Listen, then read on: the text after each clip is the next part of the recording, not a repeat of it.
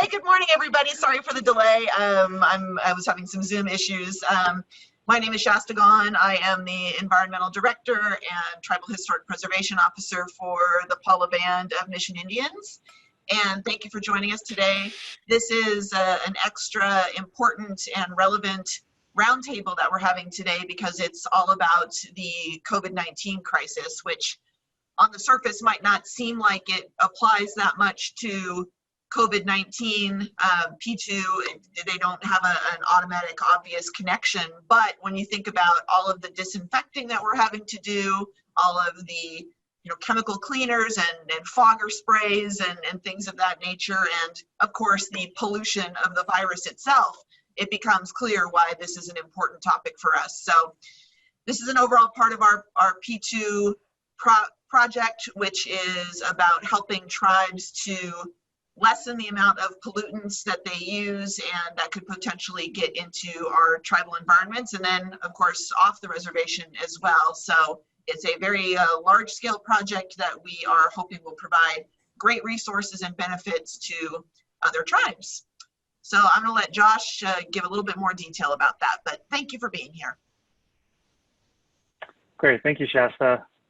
And I want to just make sure I'm muted. Okay, perfect. Yeah, so I'll introduce myself more in a moment just to give you a sense of this project and what we're doing. So this is the Tribal P2 Action Project. It is an EPA grant-funded project being administered by the Paula Band of Mission Indians.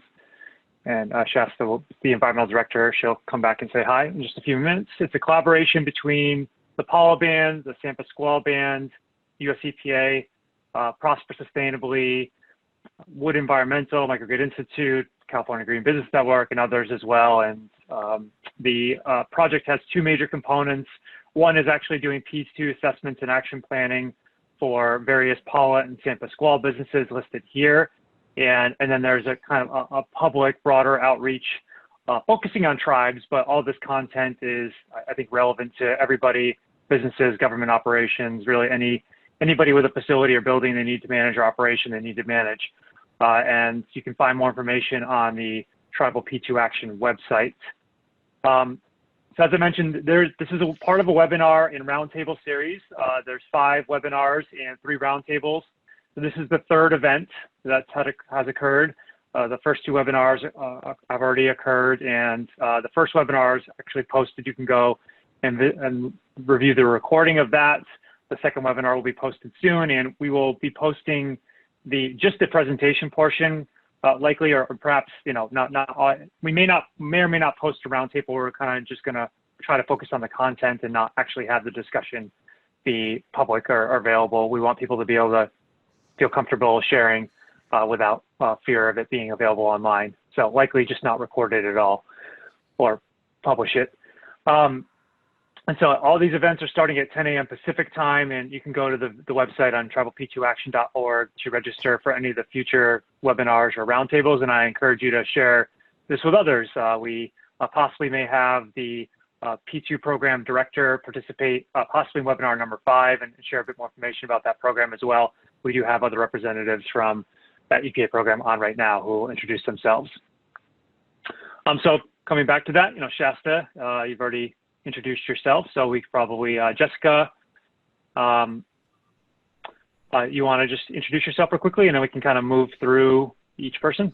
Sure, thanks, Josh.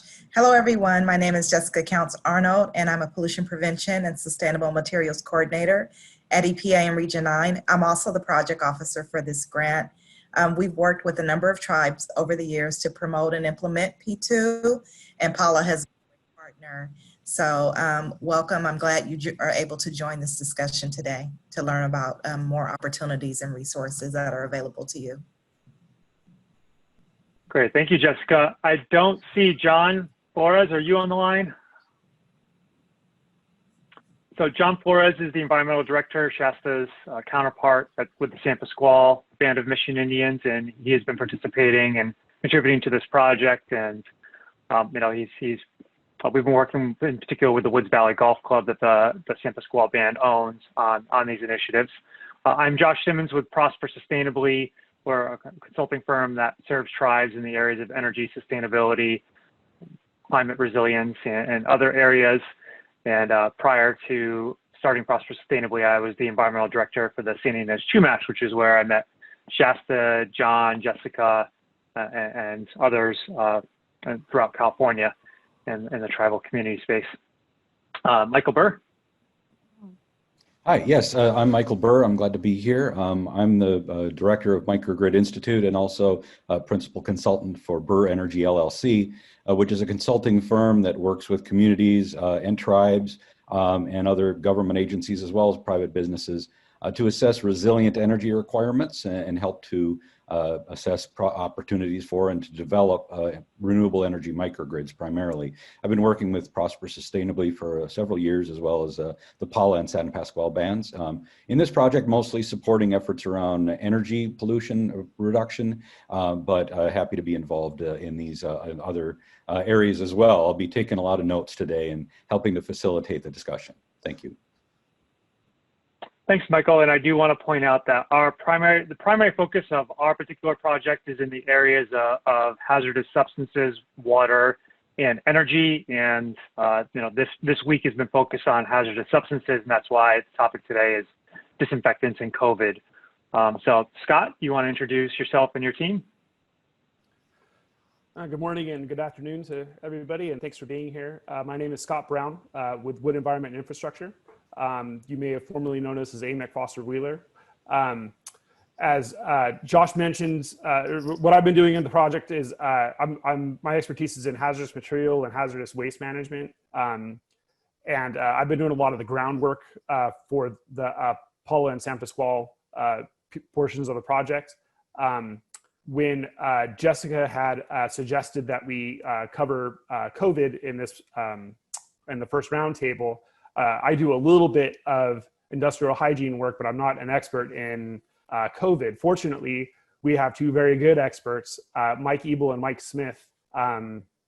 They are two of our most senior industrial hygienists. They've been involved with COVID issues since before it was a pandemic. Really, from the beginning, they've put together a couple of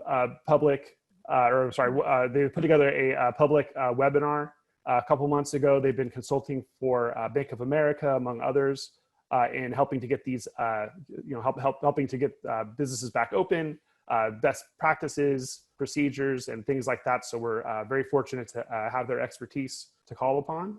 And I'll go ahead and let them introduce themselves. Hi, this is Mike Ebel. I am with Wood, the same company that Scott is with. I sit in Greensboro, North Carolina, so I'm probably one of the only ones it's afternoon already, but I'm happy to be here, and I'm blessed to have one of my partners with us, who is Mike Smith. I bring around 23 years of industrial hygiene experience.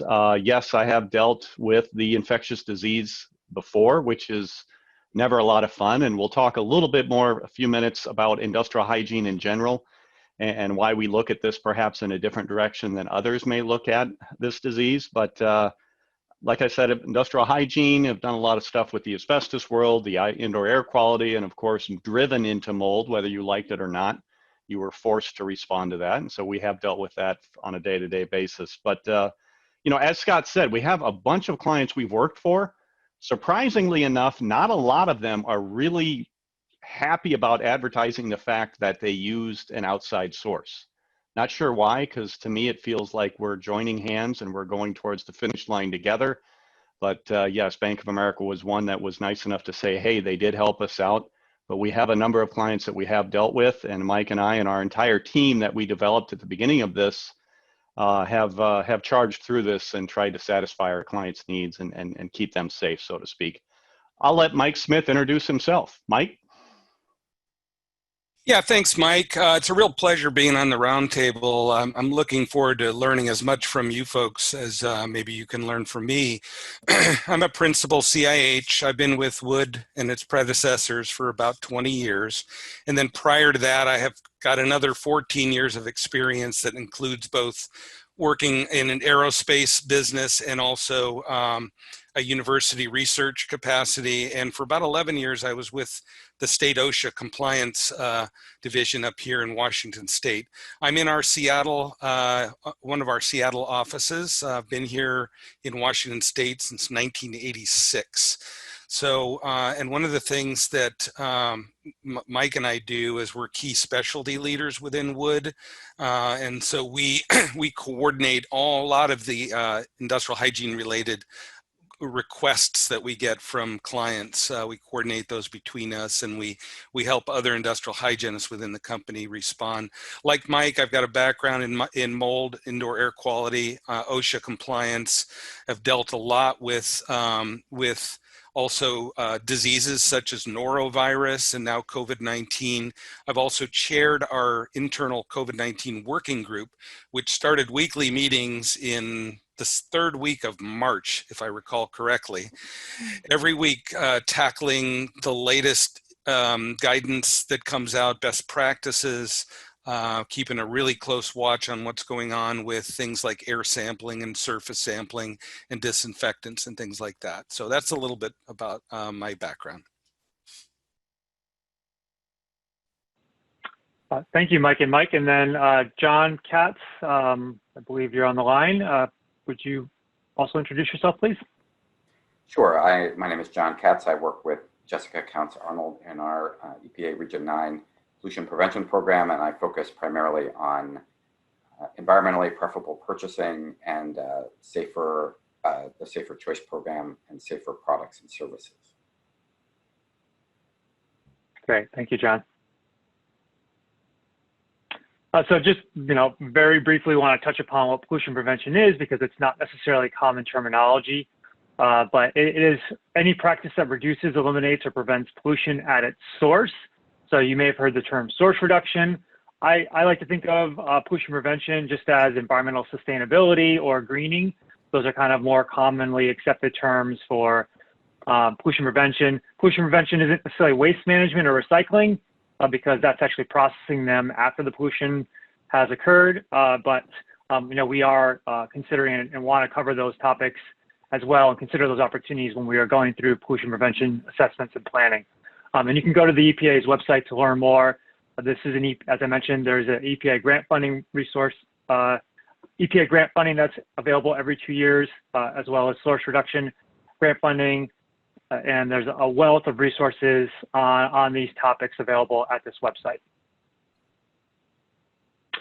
So, this is a roundtable, and we do want you all to be a part of this discussion. We want to share information, particularly, Mike and Mike from Wood. We want to learn from them, but we all have different experiences, different challenges, and things that we can share and learn from one another. So I'd like to go around and, kind of initially open it up and, offer a chance for each of you to share your name, organization, your title or role. And it'd be great too to hear from you about what your COVID-19 related question, concern, or challenges specific to surface cleanliness and sanitization and disinfecting in particular, which is our focus and topic today in the theme of hazardous substances.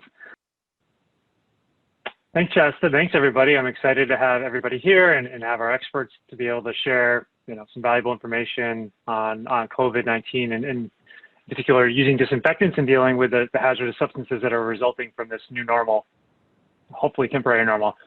So our rules of engagement kind of guidelines,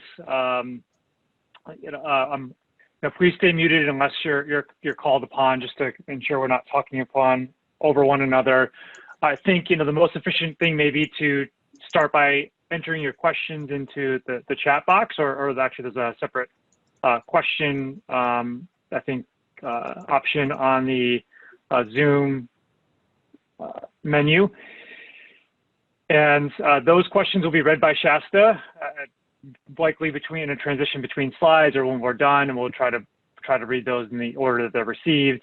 You also, and then you'll be unmuted to ask follow-ups and provide clarification. We want these to be conversational as well, and it's more just to manage kind of turns and not talking over one another.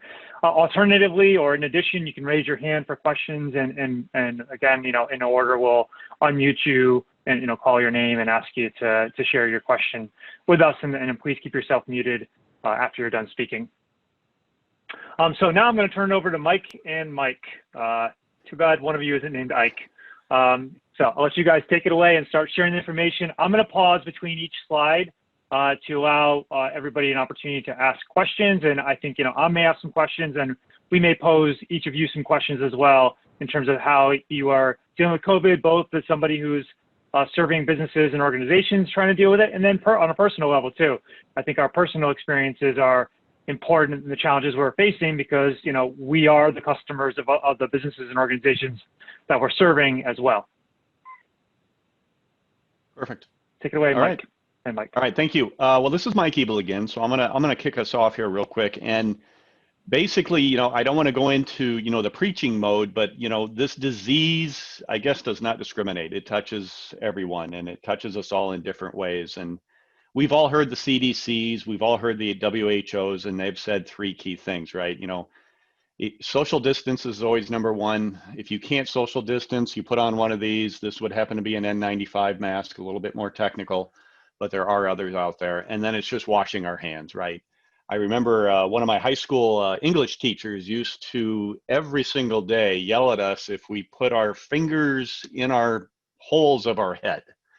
And that right there is something we just don't want to do a lot. And in today's environment, we just don't want to do it at all, right? So the surface to person contamination can still occur, but I believe that the majority of it is person to person, which this thing then comes in handy, or our social distancing. So real quick, as an industrial hygienist, we are primarily in the business of preventing exposure, worker protection. So we exist out there and we try to say, if you got to go to work, we're going to figure out a way to prevent you from coming in contact or being in harm's way from a health perspective. That's our job. When we cannot do that, we have this hierarchy of controls that Mike Smith will talk about in a few minutes that helps us step through the process to try to prevent this from occurring. Now, with this horrible disease that we're dealing with, this pandemic that we have in today's environment, it's pretty darn difficult to prevent exposure. So what we do now is reduce the likelihood of disease transmission. And I spoke about that just a couple seconds ago, and that's that social distancing, right? If we're talking right on top of each other, the chances of all the yuckies coming out of my mouth and going into your nose and your mouth are much greater. And that's why we want to stay farther apart. And if we can't, we put on one of these. So reducing the likelihood of disease transmission is a key component of what we are trying to do today. Because the only other way I would do this is if I could create a bubble that each of us were in, and we would only be worrying about what's in our bubble. Unfortunately, we can't live day to day like that. So we have to go to the Starbuckses, we have to go out, and we have to do everything we do to survive. And unfortunately, you're going to bump into someone. And so today, we're going to talk a little bit about how we deal with the surface contamination and the disinfectants that we would perhaps use as we would want to clean those surfaces if one of us touched it and one of us perhaps had the virus. So with that being said, that's my brief intro, and I'm going to turn it over to Mike Smith, who is going to talk a little bit about detect and control of the COVID-19 virus. So Mike, take it away. Thanks, Mike. And, Mike and I talked about how much we should go into the actual disease, and we are assuming a certain level of understanding with each of you regarding what causes the disease, what the virus is. We're talking about SARS-CoV-2. So we didn't think we'd go into too much of an explanation regarding the virus itself and how it's transmitted into people. We're open for questions about the disease itself, but I think mostly what you guys are wanting to hear about is on the prevention side of things, in particular on the disinfectant side. So we've given you a list here. We're often asked about a myriad of technologies out there regarding, either the ability to detect or control COVID-19. And we've listed about 6 of them here. We've been asked a lot about surface testing, a lot more recently about air sampling, ultraviolet decontamination in HVACs. We're asked a lot about foggers, and I'm happy to talk about that. Sanitizers and disinfectants, and also waste streams. And with each one of these topics, we always get down to our hierarchy of controls, which I'll get to in a moment. But I think it's important that one of the ways that we can prevent both pollution into our waste stream and exposure to people along the way is by minimizing the amount of disinfectant and/or sanitizer and/or cleaning solution that we're going to use to try and clean up the virus. So we're all about putting thought in on the front end of evaluating what situation you're dealing with and then designing a response very specifically to those circumstances. We've got all sorts of good guidance out there from the CDC on down and from the AIHA, the American Industrial Hygiene Association. We've got a lot of good guidance coming out of that organization that I will admit I'm a little biased to, being an industrial hygienist and being a longtime member of that association. I know Nancy Simcox is a big fan of the AIHA. So we use a lot of that guidance in designing our approach. But I think, you know, what I'm seeing out there are people talking a lot about using certain technologies, but a lot of them either aren't being used or they're being used in the wrong way. For example, I'll just take foggers for example. What's the best way to clean a surface? Is it fogging? Is it trying to apply a fogger that covers a large surface area in a facility? Or is it the best way being a direct removal of the virus and other contaminants off of a surface? Well, it's obviously direct removal. The more direct, the better, which is wiping off that surface with an appropriate cleaning solution. It doesn't have to be a disinfectant necessarily, but it needs to be, you know, an effective detergent type, you know, substance. And the fewer chemicals you're using, the fewer you're going to put into the waste stream. So that's one consideration, is let's use the least amount of disinfectant that we have to use. But obviously it changes.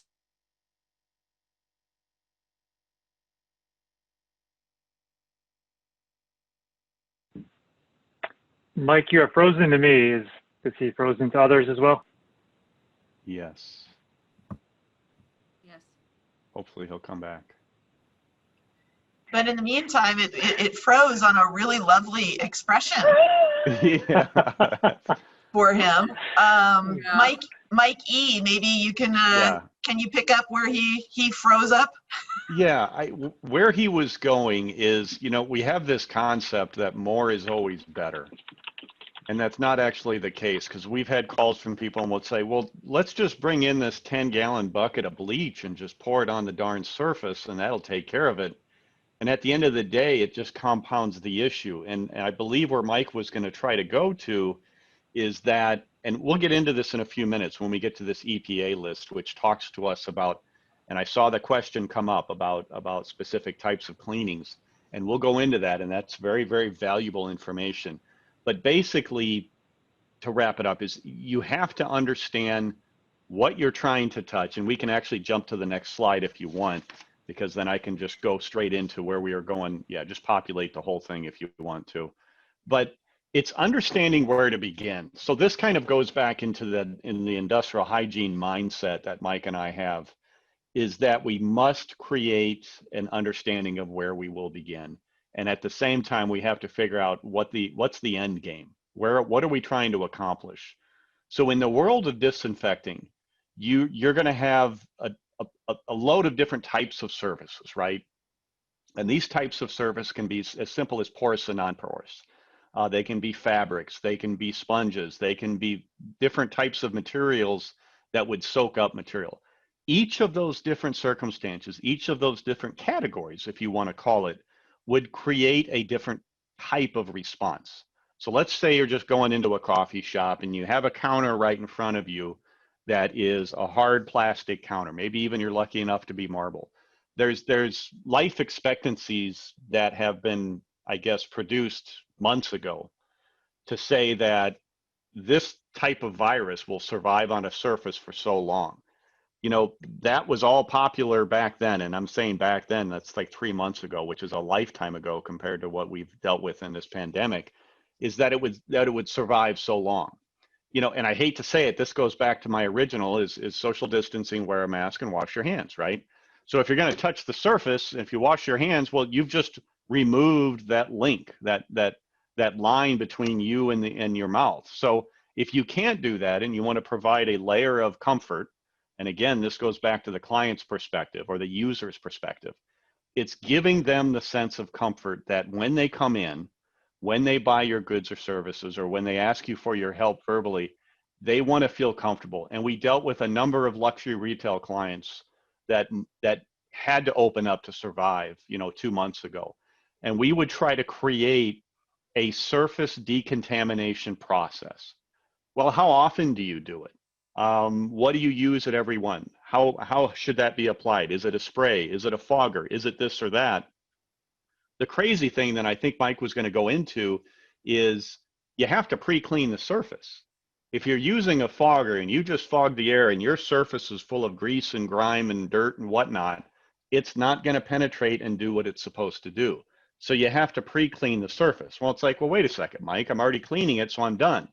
Not necessarily, because your pre-cleaning process, which is your initial clean, is just your typical soap and water. It's whatever dish detergent or whatever you have on hand that you want to clean it up. The item that you want to use that is focused on the virus itself is part of that EPA list that we'll talk about later. So going back to the coffee shop, there is not a one size fits all. And that's why you really have to understand where to begin. It's not a cookie cutter. You can't just take option A and say that option A works everywhere. It's all individualized and it's all going to be unique to that environment. The responses or the cleaning processes are fairly common sense. And we'll talk about those a little bit in the EPA list N. But determining where to get the information is another key. And there's just a ton of information out there, right? And okay, let's just say it, everything on the internet is always correct, right? Well, it's really not. I mean, let's be fair that when we punch in a search engine and it comes up with everything, you really can't believe everything that's out there. So you have to be careful with it. And so what we've tried to do, and we have a slide later on that lists a handful of locations that we go to for information, and that's reliable. You have to be careful about what I call conflict of interest. You don't want to go to the company that makes, cleaning disinfectant A and ask them what you should use. Well, they're going to say use cleaning disinfectant A, right? Well, because they manufacture it. So you want to try to go to an independent source and try to create some sort of understanding. And that's where that list N comes in very, very handy. So the other one is responding to the positive cases. So there's ways to create a prevention plan. Again, being an industrial hygienist, we're in the business of preventing exposure. But in this pandemic, it's not if, it's when it occurs. And I think that's pretty darn clear based on the numbers we're seeing in the internet, right, or on the news, of how many people are catching this disease. So you have to prepare for the positive. You have to be ready for it and be able to respond to it. And that's part of those cleaning plans that you can create, your separation plans, your business continuity plans, whatever you want to call them. There's not a whole ton of rocket science with that. It's very common sense and very easy to create and follow. But the point is that responding to a positive case is going to be a little bit different than responding to an unknown. And that goes into, again, not cookie cutter. It's not one size fits all. So it's going to be really hard to go into the gory details of that, but it's close. So let's go to the next slide. Is Mike Smith back yet? I want to see. Mike, can you hear me? There you are. You are back. So yeah, I am so sorry about that. The internet decided to drop me. Now I'm going to get back on computer audio here and see if we can get reconnected. Okay. I think your video is frozen, okay. But if you want to go ahead and talk about, your hierarchy of controls and understanding where to begin, that would be fantastic. Okay. Again, I apologize. Give me a moment here. I can turn my phone off. That's where the echo is coming from. Okay, hierarchy of controls.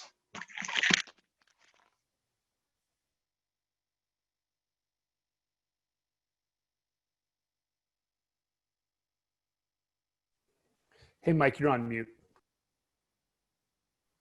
Okay, can you hear me now? Yes. There you go. Got Goodness it, gracious. I am so sorry. This doesn't happen very often, but our internet and I'm actually in our Kirkland office. The internet just decided to cease operation, and it literally cut everything off. And I had to get into my phone, and now I'm back on computer audio. So anyway, let's hope it all works from here on. Hierarchy of control. So the NIOSH came up with this hierarchy, and it's really kind of the core of how industrial hygienists look at any type of exposure. COVID being one of them, but chemicals and really any other kind of hazardous substance. So we look at any situation like, all right, how do we keep COVID, how do we keep this chemical from reaching a person and causing some sort of disease or situation? And we start with elimination with every chemical. Can we eliminate the use of this chemical because it's hazardous?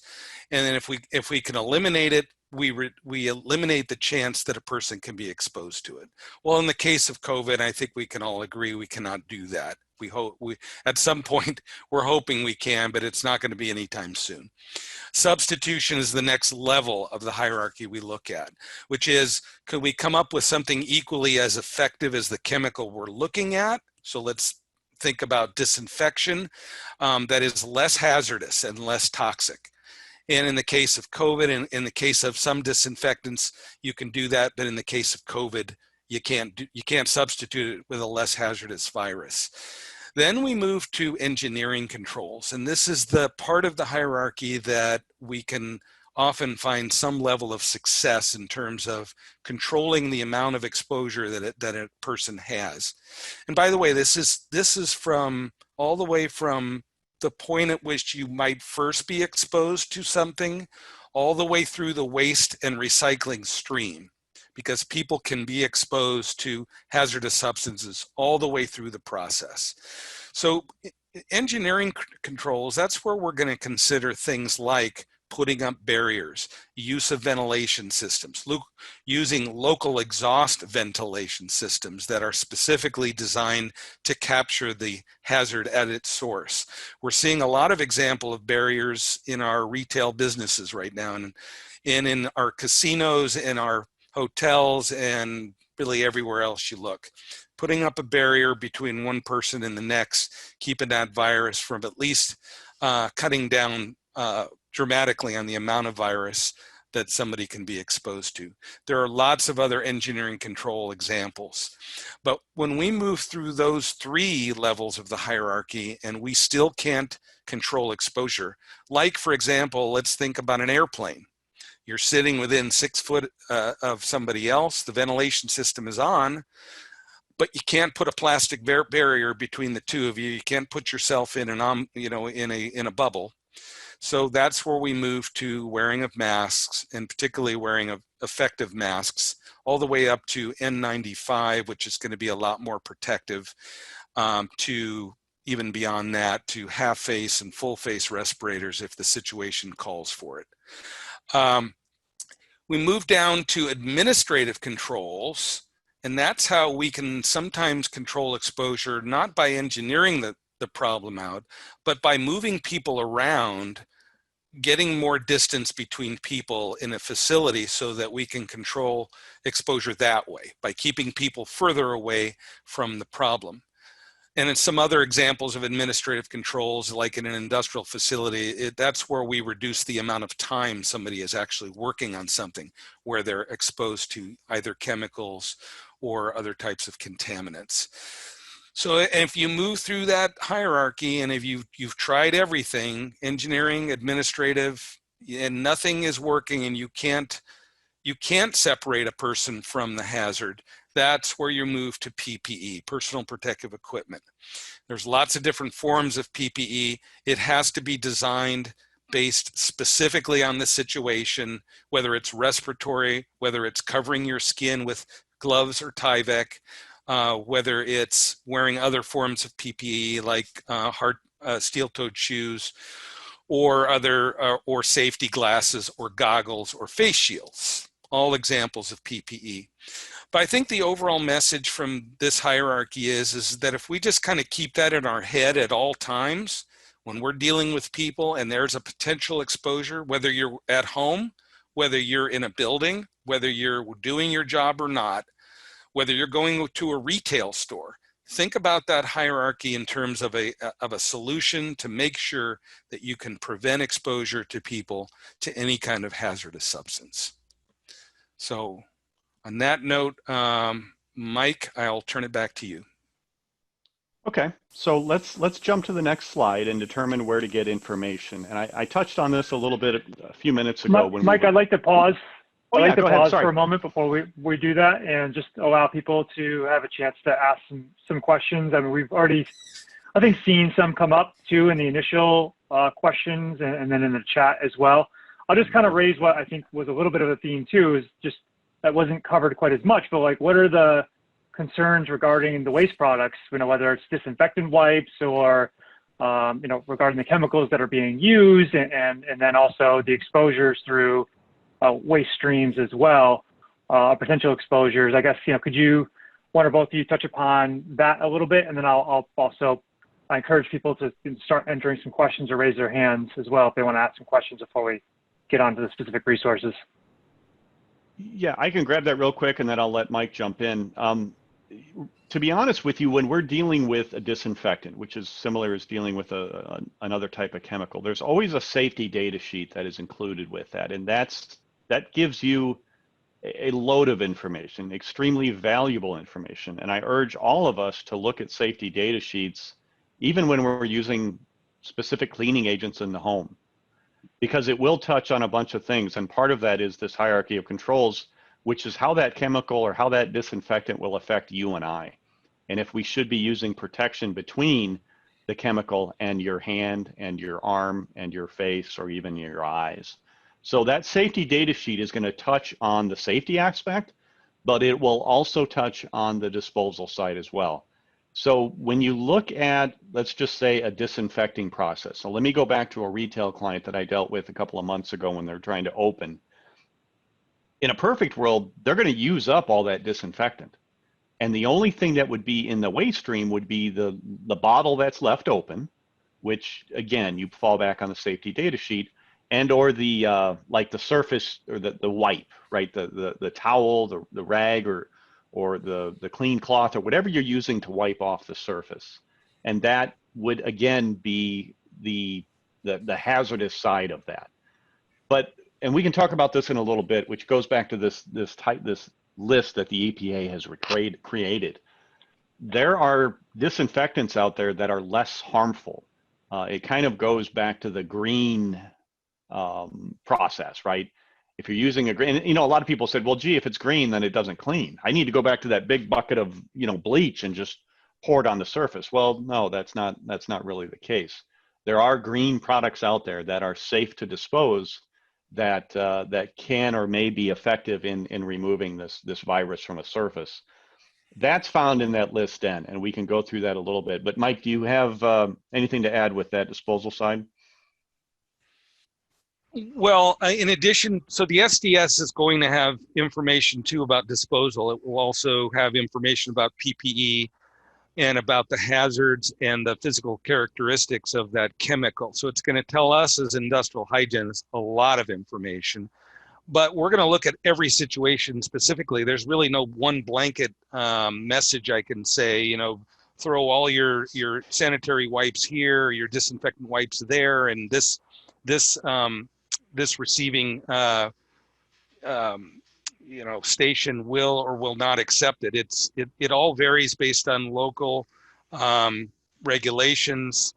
And so I think the overall message though from us as industrial hygienists is first, get all the information you can from the SDS and the manufacturer's recommendations, which may not be in the SDS. That may be on their website, that it may be a phone call to their toxicologist if need be, to find out some specifics about, you know, waste characteristics and you know, how we properly dispose of this material. Quite honestly, this crosses over a little bit outside of our area of expertise. We're about controlling exposure to those chemicals and viruses, and not necessarily about the specific what's allowed and what's not allowed.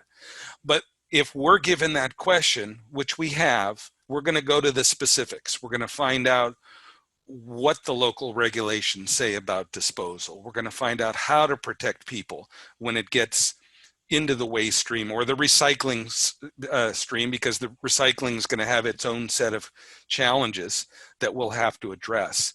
But that's really it. It's gaining as much information from those sources that you can, and then make a decision about protecting people and then following the regulations and having it disposed of properly. I think if we all follow the hierarchy of controls first, and secondly, use as little of toxic or hazardous substances as possible, use only as much as we need to, and use the right compound and the right process, that's where we can be most effective, I think. Perfect, Mike. Thank you. I think this actually gets to one of the kind of comments raised by Cindy in particular. You know, we're not all industrial hygienists, and I would say, unfortunately, I don't think you can count on a lot of people to read SDSs or safety data sheets. You know, probably most people don't even know what they are. I mean, I just happen to know what they are, but I don't know that I ever even actually looked at one. But you know that, you know, she noted that it was brought up in a meeting that the accidents and poisonings as a result of mixing cleaning chemicals are going up right now.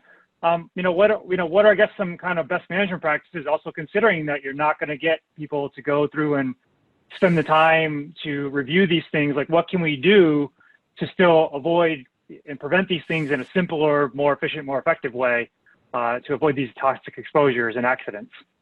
Well, the one thing I can say is never, ever, ever mix chemicals. I mean, you know, that's just not something you want to do. I have personally followed up on many air quality issues and worker exposure, significant unhealthy worker exposures, where someone decided to mix the blue bottle with the green bottle and they put it together, and it sure cleaned those blackboards in the school really, really, really well. But unfortunately, the release of that caused his lungs to close up, and he would stop breathing. He or she would stop breathing. And I've been in those situations where that's happened.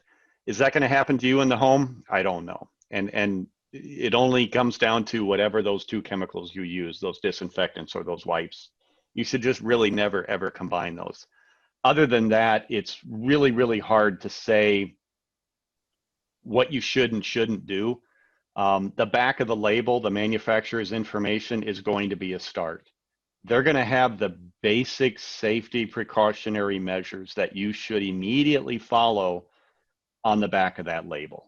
And if you can read that, you need to take a peek at that. And in there is a link to the company's website to where you can grab that safety data sheet and get more detail. I totally agree. Reading a safety data sheet is like watching grass grow. It's horribly boring, and if you can't fall asleep at night, you just grab one of those and you'll be out like a light. But I urge people to do it. I know not a lot of don't. My wife doesn't do it half the time, which I love, you know, schooling her, and she really appreciates that, I'm sure. But really, I mean, the kids, I try to, yeah, exactly, good, because she absolutely hates it when I do that, and I'm pretty much out of the kitchen by then. So, I mean, really, the school of thought is just don't mix them. I think that's the easiest one. The other side I want to go to, I want to skip to the next slide, because I think that's going to help a lot of people out here if we can, and then we can grab a question after that. This is where we can get the information. I want to jump past the EPA list N, because I do want to talk about that for a quick minute, but CDC, AIHA, World Health Organization, the ACGIH, and OSHA. Okay, so those are honestly the best of the best, in my opinion. There's other, I guess, industries out there, or maybe governmental groups, whatever you want to call them. These are the gold standard. I honestly believe that these 5 that you see on the screen right there, one for sure is AIHA, and then ACGIH, are 2 very independent groups that will give you a very, not only common sense approach, but a pretty darn easy to understand approach. For example, AIHA, if you go to their website, they have examples of businesses. So I don't know, they go to a health club, and they will have examples in there that will help you walk through what you should and shouldn't do in the eyes of the coronavirus. And that's extremely helpful. CDC does that, ACG, I mean, they all do that. So that's why I really wanted to pound on those and make sure that people understand that there's help out there. And I will be honest, these sites are not as boring as reading a safety data sheet or just reading a straight OSHA reg. They are very informative and they're extremely helpful. But what I want to do is go up to the EPA list N. So we get calls every day. Mike and I get calls, and our entire COVID-19 response team get, well, what do I use? Well, it really hinges back to the type of surface you're dealing with. But one of the key components of this that a lot of people don't understand, there's a thing called contact time. Contact time is essentially the amount of time that that surface must remain wet for that disinfectant to be effective in removing what it claims to remove. Notice I didn't say coronavirus. I didn't say COVID-19. It claims what it says it'll remove. So you go through that whole list, and yes, they have singled out disinfectants that are effective against SARS-CoV-2, which is COVID-19, but a lot of them in there may not be. And when that surface must remain wet, that contact time, that's extremely important. Because I've had clients say, well, all I want to do is spray it on and wipe it off. What was that, like 3-4 seconds? Okay, well, let's grab that label, or let's go to the website and check up that label and say, well, the contact on that stuff was 15 seconds. You didn't come close to that. So you're not cleaning the surface of SARS-CoV-2. You're not even close, because that surface only remained wet for 2 or 3 seconds. That's important to know. And that's part of what we're talking about, is you have to know where you want to do and how you want to get there. Knowing what that disinfectant can and cannot do is extremely important. And Mike, I'll open it up to you if you want to talk about anything, or if we want to go to the EPA individual that's here, and then we can talk about responding to positive cases. We can leave it kind of open. This is the meat of the conversation, in my opinion. So this is Shasta, and I've been thinking over a question as we're talking about this from a professional standpoint. You know, we are able to understand that we need to read up on these rules and regulations and what have you. But, you know, then there's my mom, who, you know, squirts her little bit of hand sanitizer and is like, boom, I'm good to go. I'm done. You know, so the reality is people don't read the instructions, and there's a whole lot of ignorance, you know, and ignorance isn't a bad thing. Ignorance just means you don't know. Yep. But there is a whole lot of ignorance about what is effective and what's not. There's also a lot of kind of logical fallacies about what works. So for example, if it's a natural cleaner, then it must be okay, right? Or like you said, if it's a natural cleaner, it's not good enough. But people say, well, this is natural and this is natural, so if I mix them, they'll be like supernatural, and then they'll really clean. But those can be just as dangerous. I'm a soap maker. I make homemade soap, and believe me, I've learned that you pour the lye into the water. You don't pour the water into the lye, because it will explode in your face and burn you. But those are basically natural. Water and lye, they're totally natural and potentially deadly. So I guess my long-winded point is, do you have any best practices for educating communities? Because that's something tribal environmental directors have to do. We have to educate our tribal communities. So what do we do to basically scare the you-know-what out of people so that they will be more careful when they're trying to clean things? I really think there's no easy answer. And Mike, please jump in if you think I'm crazy here. But honestly, it's a longer conversation, and it's really playing with this EPA list N, because if we're seriously trying to rid the surface of COVID-19, then we have to get serious on what we are trying to do and what we are trying to achieve, and then the options that we can go to. And you can sort this list. This list is huge. I mean, there's hundreds and hundreds and hundreds of chemicals or disinfectants. The other thing that's very frustrating is that not all those disinfectants are easily available. So I've had friends call, right, neighbors, and say, well, gee, I want to buy this, but I can't buy it anywhere. I said, well, I can't help you there, but perhaps we can look at it and figure out if what you were looking for, if we can match up the criteria and make sure that you're choosing one for the goal you're trying to achieve. Perhaps we can find another one, and you can sort that EPA list in a different fashion, and perhaps look at contact time. What's the shortest versus the longest? I don't want something that's going to sit here for 30 minutes. That's ridiculous. You might as well get the hose out and try to keep your desk wet for 30 minutes. That's not going to work. So, yeah, right. I mean, there's common sense to it. And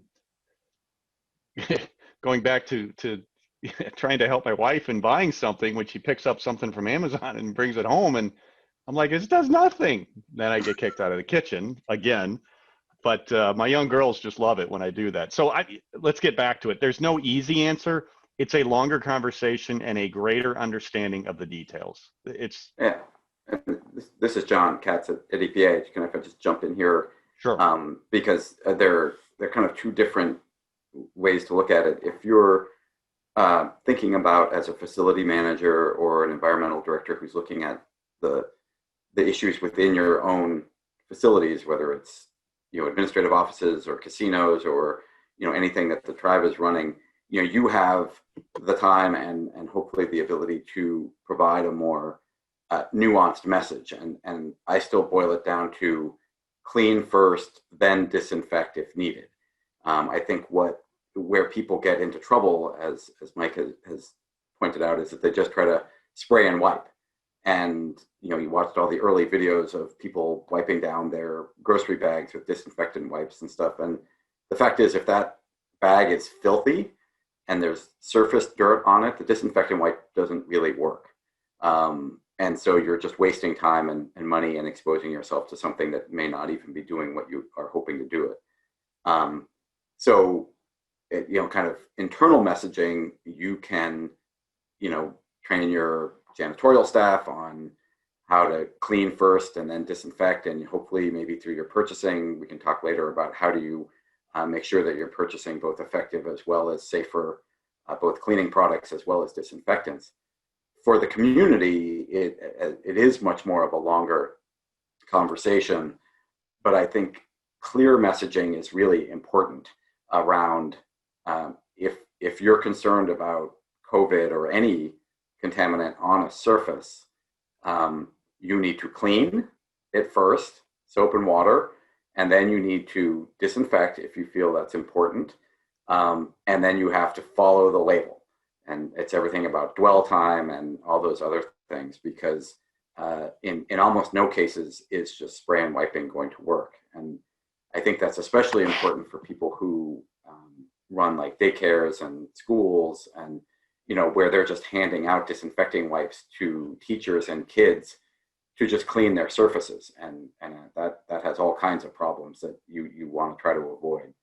So to the extent that you can make the messaging consistent and make it as simple as possible, that's great. But it is not an easy it's not an easy message to get people to pay attention.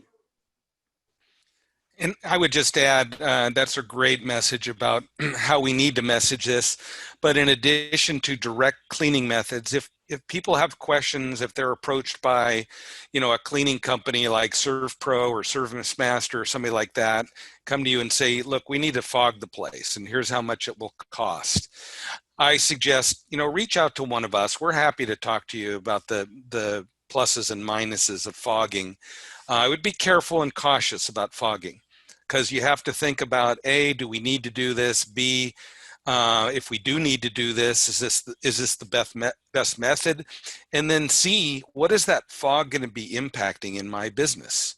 If we're in a casino that has a bunch of electronics, for example, do we want to be fogging a disinfectant throughout the facility or throughout a wide area? Do we know what impact that chemical is going to have on our wiring, on our IT components, things like that? We're always real super cautious about recommending a method when we don't know the outcome of that method. So the message there is reach out to one of us. We're happy to chat with you about it, the pluses and minuses of it.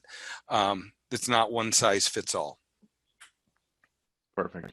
That's perfect. Plus, I mean, it could react differently to hundreds of people, and you start to throw a lot of people in a room Just like you would throw, 15 people in a conference room that has mold on the wall, people are going to react differently. And the problem is that some of these disinfectants are a bit stronger than the others, and we may react much, much quicker. And you don't want to have somebody going in for a cup of coffee and they put their elbows down on the counter, and then 20 minutes later they start breaking out, or 20 minutes later something worse happens. So you have to be really careful. I mean, that makes a really, really good point for both of those. Let me just jump in real quick. I think it's a good, perfect. So Nancy Simcox asked, and maybe this is the same thing we're talking about right now. She asked if you could explain the technology of hydroionization. I'll let Mike do that one. Mike, didn't you play around with some of that stuff a little bit? Yeah, we're getting questions about inside ventilation systems, and so I'm just. That's a big one. I mean, yeah, if it's something people are starting. I'm actually talking to a client now who's an HVAC mechanical engineering company who is proposing to go into healthcare facilities and install these systems. From my understanding, it works somewhat like an electrostatic precipitator. It's basically got anodes and cathodes, and it's charging particles, negative and positive, so that when those particles come through the airstream, that they drop out of the airstream because they're charged, and they go to an oppositely charged, anode or cathode. I think that's mostly what that technology is about. I don't understand all the nuances of that particular photohydroionization process. I don't know that it's the same as the one I'm looking at right now, but if the concept is similar, it may be helpful. It may be a helpful system to put in the HVAC and in the airstream, but I've got to see a lot more data than what I'm seeing. Most of the data that I've seen is generated by the manufacturer. And for me, as a scientist, I want to see peer-reviewed evaluation of those data. I don't want to just see manufacturer's data. So we're actually proposing to do some particulate analysis in controlled situations where we can look pre and post filter or pre and post ionization equipment, how effective it is at reducing overall particles, down to very tiny particles. I think that's the key. The virus particles go down to about 0.1 microns. They're very tiny particles. So even if the ionization process works, is it really reducing the small particles as well? The other thing that, Mike, you and I talked about this a little while ago on another client-specific issue is it necessary? So what we want to do is we want to figure out what sort of protective techniques or what other techniques they may be using already. Because we had a client one time where they were doing, they're doing the surface cleaning, they're doing this, they're doing that, and they're doing a handful of techniques now to reduce the likelihood of disease transmission. Remember, because that's all we're trying to do here. We're not going to prevent it. That's what the cure does. That's what the vaccine does, or the bubble. But we can't put us in a bubble. So reducing the likelihood. So we had this client that had all these steps in place, and then they wanted to add, I think it was UV light in like the elevators, or UV light in the HVAC systems and all this sort of. And at the end of the day, once you started adding up all these measures, you're so far ahead in preventing the transmission that we don't really think that's necessary. And, the cost, the return on that investment, and again, this goes back to Mike's comment about independent research, is we'd like to see some return on that investment. What exactly will that device do? How will it reduce this or lower the likelihood? We have to have data be able to stand up and say, yes, do it. Because I remember months ago, and I'm not trying to pound on anybody, I remember the mayor of New York coming out there, I think it was the mayor, and he made a comment about how all the malls will have to, redo all their HVAC systems before we open them up. And I'm like, holy moly, moly, moly. That's really jumping to an extreme, and that's something that we wouldn't want to do. There's a lot of other things we can do ahead of that are effective, and maybe even more effective in reducing the transmission than just blindly redoing the HVAC system. So Case by case, one size does definitely not fit all. Yeah, I think that's a good message to get out to folks, because we're, I think people think that's a quick fix, that they can just invest in these kinds of new technologies and it's going to fix everything. So I guess beware, like you're saying. Yeah, just try to get that independent view. An industrial hygienist is extremely valuable in a situation like this. Number one, a company name. I'm just HVAC company name. He's not from that company name. So hopefully he or she won't just say, oh yeah, go out and buy 100 of these devices and you're all done. Well, wait a second. As Mike was saying, we're going to independently view this and be sure that it fits what you need. And a lot of these decisions are population based. So I mentioned that this mechanical engineering company was looking at healthcare. In healthcare facilities, yes, you have to focus on particulate levels acutely, from small to large particles, because you have very susceptible populations in hospitals and clinics.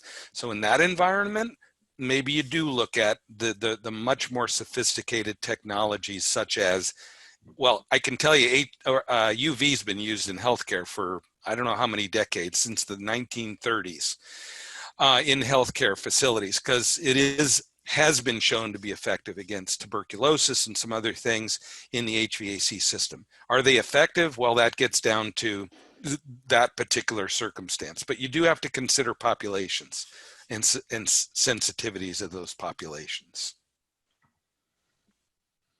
Another kind of question came in that I think maybe a good segue into John and covering the slides that he shared with us as well. I know, John, you started to share some of the information that's up on the screen right now. Cindy was asking about, is there a fact sheet on what denotes a true organic cleaner? And perhaps, you can address that, whether or not that is the case, but also just kind of walk us through the information you wanted to share on these slides as well. So I have your first slide up. Sure, thanks. And I think, as you could tell from my when I jumped in on these other guys, one of the things that we're trying to do is get the message out, not just around effective cleaning, but there are things you need to keep in mind about the hazards associated with both cleaning and disinfecting, and try to do your due diligence to make sure that you are being both effective as well as protecting the populations of those buildings who are in places that are being cleaned. So we really, I think, as I said, consistent with the message you've heard already, is cleaning. You got to do cleaning first, and maybe cleaning is good enough depending on what your situation is. If you do good cleaning and they're not high touch surfaces, and you do it on a regular basis, maybe that's adequate. And I just want to give a pitch to both EPA. We have, if you're going to do cleaning, we have a label that indicates products that have been evaluated to be safer, that they meet very rigorous criteria around the chemical ingredients and the various environmental and human health endpoints that we would want to make sure that they are not impacting unfavorably. So that would be things like, they're not carcinogens, they're not asthma triggers, they're not reproductive toxicants, they're not known irritants, and those kind of things. And so the first message I'd like to put out is, if you're going to be making recommendations around cleaning, you can certainly point people towards certified cleaning products. And I would highlight the Safer Choice label, which is EPA's label, but there are other credible labels out there like Green Seal, like Eco Logo. Those are primarily more in the commercial space. Safer Choice has some penetration into the more consumer space, so you can find them at the local Target or Safeway in certain cases.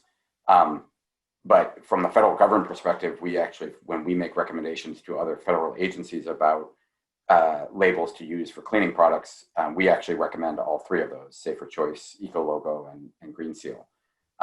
So there are ways that you can steer people towards safer cleaning products. Disinfecting is a little bit more complicated, but there is a way to identify those products that might be on the safer side. As Mike pointed out, there is the list N, which is our ongoing list that is all the consumer product, the registered disinfectants that have been demonstrated to kill the SARS-CoV-2, and that's great. Within that, the Safer Choice program has a part of it where we actually use the same criteria we use on cleaning products to evaluate disinfectants. However, because of the complexities of the federal regulatory structure for disinfectants, we can't actually call those safer disinfectants. So what we call them are disinfectants that have been demonstrated to be kind of on the greener end of the spectrum. And those will bear the Design for the Environment disinfectant label. And if you can go to my second slide, I can show you what that would look like. I'm not walking through so if you second slide.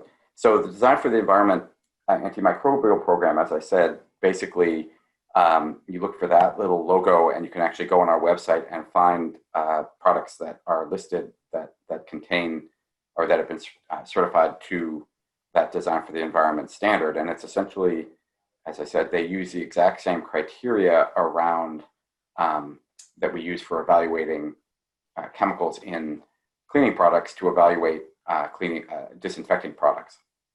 And the other thing that they have done is they have approved specific active ingredients, because a disinfectant under the federal insecticide law, the active ingredient is the thing that actually kills that is demonstrated to kill the targeted pathogen. And what we've done is looked at a variety of different active ingredients used for disinfecting and approved those that said, hey, if you want to get a Design for an Environment logo on your disinfectant, you should use one of these approved active ingredients. And so if you can't find an actual product that has a Design for the Environment logo, you can at least look for products that have as active ingredient some of these. You can't guarantee that those are, they don't have other things because they haven't been fully vetted, but at a minimum, you can identify that they have some of these safer active ingredients. And the one thing that we're working on, we haven't quite solved yet, is we're trying to figure out how to flag on List N those products that have been certified under the Design for the Environment program. That's still a work in progress. It's not very easy to do, but I just chatted out a link to the University of Washington, put out a really great fact sheet on doing safer cleaning and disinfecting. And then they link to some other resources like the Responsible Purchasing Network that has done some of that homework for you in terms of identifying products that are both on List N and have this Design for the Environment label. So just resources to look for. And the reason I probably should have prefaced it, but some of the existing disinfectants, they work fine as disinfectants. They're listed as, on List N, and also they're registered with EPA, but they do have other consequences. They're known to be asthma triggers, things like clots and chlorine bleach used in certain situations can, if you're doing an area that has sensitive populations, whether it's old people with respiratory problems or kids, and you're trying to avoid in high asthma places, you want to try to find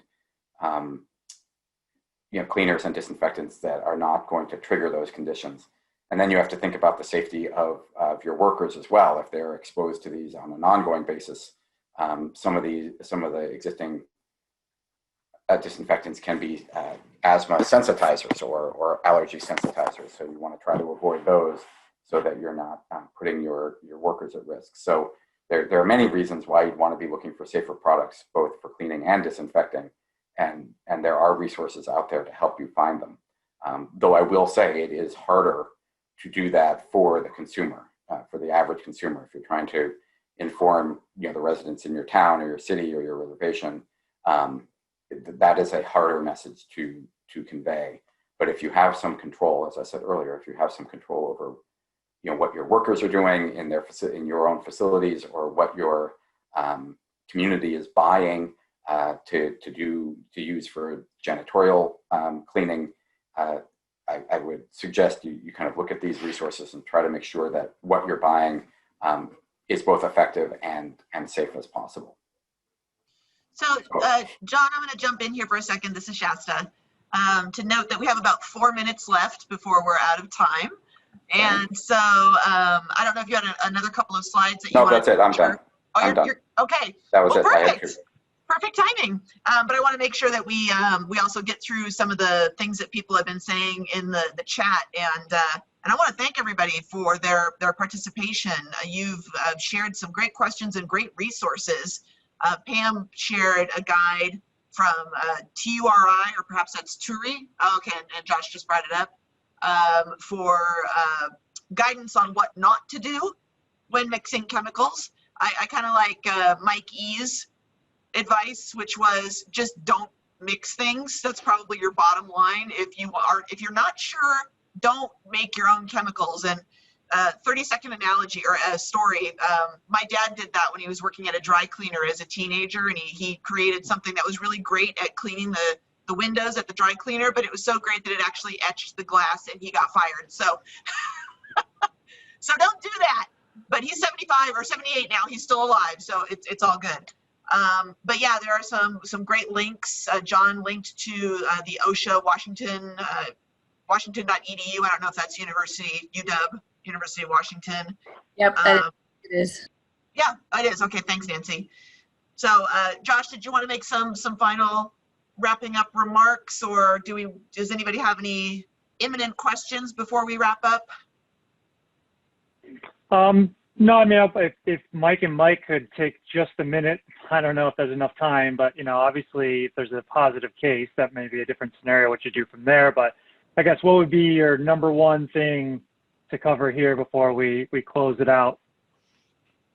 Isolate immediately and clean appropriately, and continue the communication process throughout, and have your plan in place before somebody gets COVID positive. I know our company has a very good program. The supervisor becomes the very important person when an employee has symptoms or they think they have symptoms. The supervisor is notified immediately, and then their manager is notified. Our HSSC gets involved, and we get that isolation going as soon as possible, making sure that person isn't riding on the public transportation system and exposing other people. So I think that's mainly what it's about. And then I think our requirement is somebody doesn't return back to work until 14 days after the last symptoms. And I think the message is the same, clean the surfaces first and then use disinfectant. It's not like it's any different afterwards, just immediate response, more urgency. Yeah. Okay. Well, yeah, I think that's, we might as well wrap up at this point. If you have other questions, I don't see any right now. We will, try to share those and get these up on our website and allow for opportunities to communicate amongst one another. And yeah, I just want to thank Mike and everybody for participating and contributing. And, I learned a whole lot here, and, I think this is our lives right now. And hopefully these best practices will carry on, and just future disease prevention, whatever form that takes as well, and minimizing the exposure of us to toxic substances. So Shasta, we'll let you conclude. Thank you, and just please share this resource with colleagues. We had a great turnout from Washington State, but we also had somebody from across the country as well. So please continue to push out this webinar series, because we have a lot still to share in the upcoming webinars and roundtables. And again, thank you for your active participation. I was afraid I was going to have to talk for 45 minutes by myself, which I could do, and you don't want me to. So thank you again, everybody, and enjoy the rest of your day.